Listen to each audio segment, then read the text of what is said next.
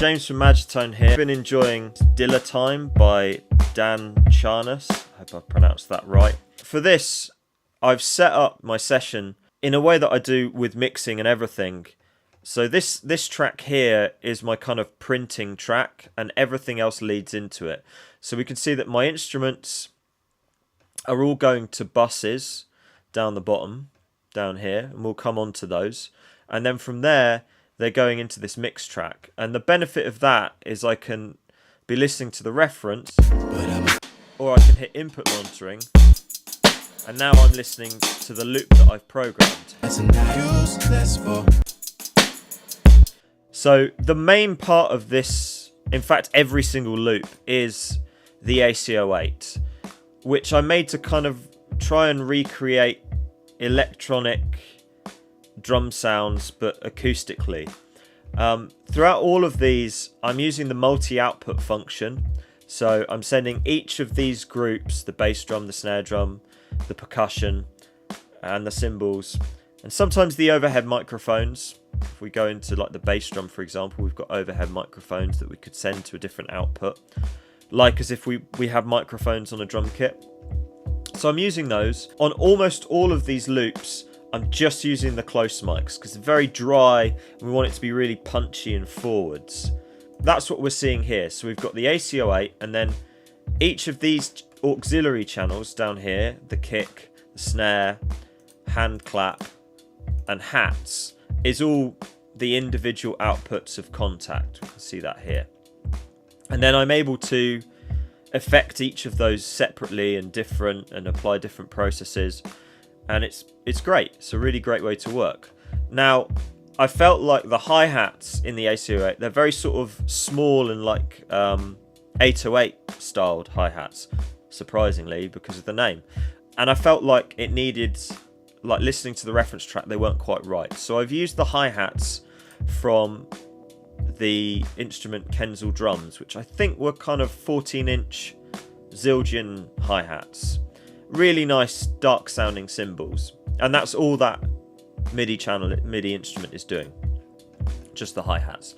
So let's start off with the bus. In this instrument there's actually two buses, and what we've got, some things going just directly to this one, which I've called drums of. I don't really know why I've done that, but I did. And this is just my kind of makeup gain and compression.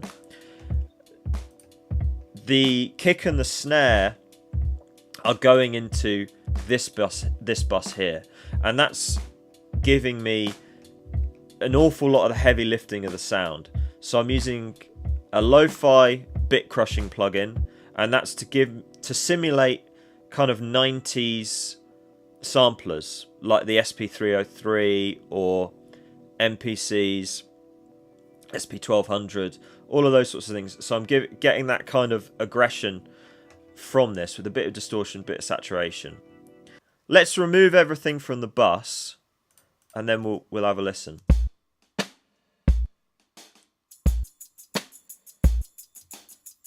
With the lo-fi,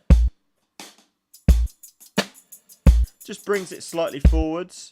And then effects rack, I'm using Devil Lock and Decapitator just to kind of round stuff out.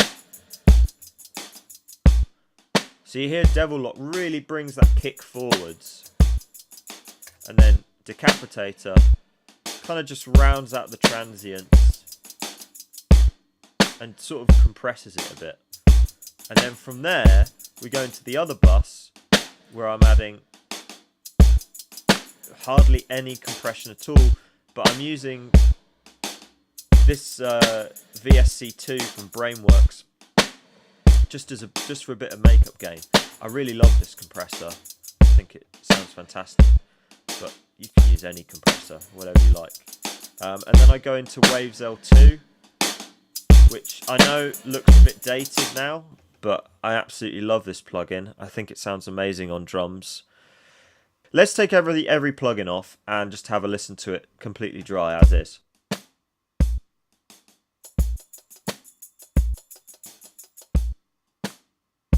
So it sounds really small.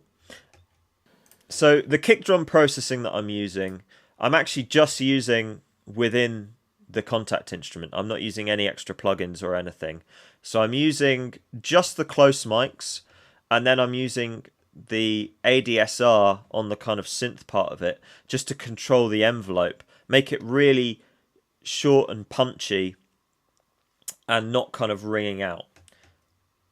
The snare is a bit of a different story. So if we head over to the snare, there's a little bit more going on. So I'm actually using two different snares. I'm using the little tiny 6-inch drum, and then I'm also using like a bigger kind of regular size drum, and I'm using those almost like waveforms in a synth to kind of sculpt the sound that I'm after by layering those two sounds. And so let's solo the drums. So without the plugins, just going into the bus.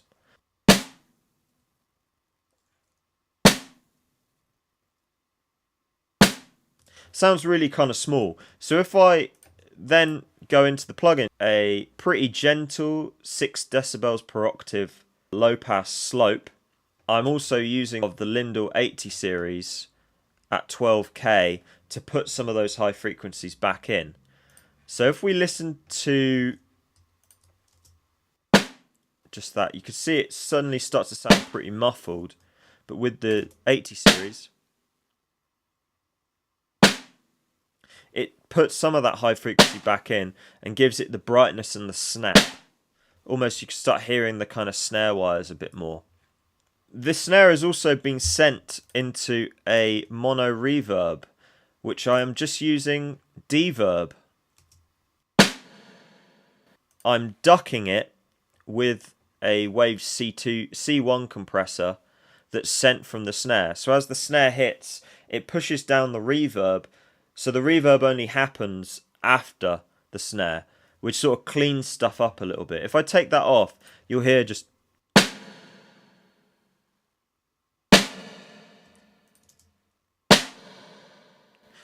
sort of pushes the reverb down, and you just get the tail after the drum, which helps making it clearer, I find. Also, with the snare, we're putting a little bit of hand claps in. Just a little bit, just to, again, you put that mid-range back into the snare drum, and we're just using them, like I say, like waveforms in a synth to kind of make the snare sound or design the snare sound the way that we want. This loop actually has two different hi-hats. So there's the kind of bigger, regular hi-hats, and then smaller, which are the AC08 hi-hats.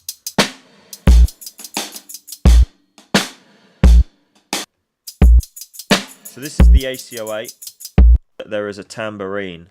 I realised whilst doing this that Majetone hasn't actually made a percussion sample instrument, which I feel is a thing that I should rectify.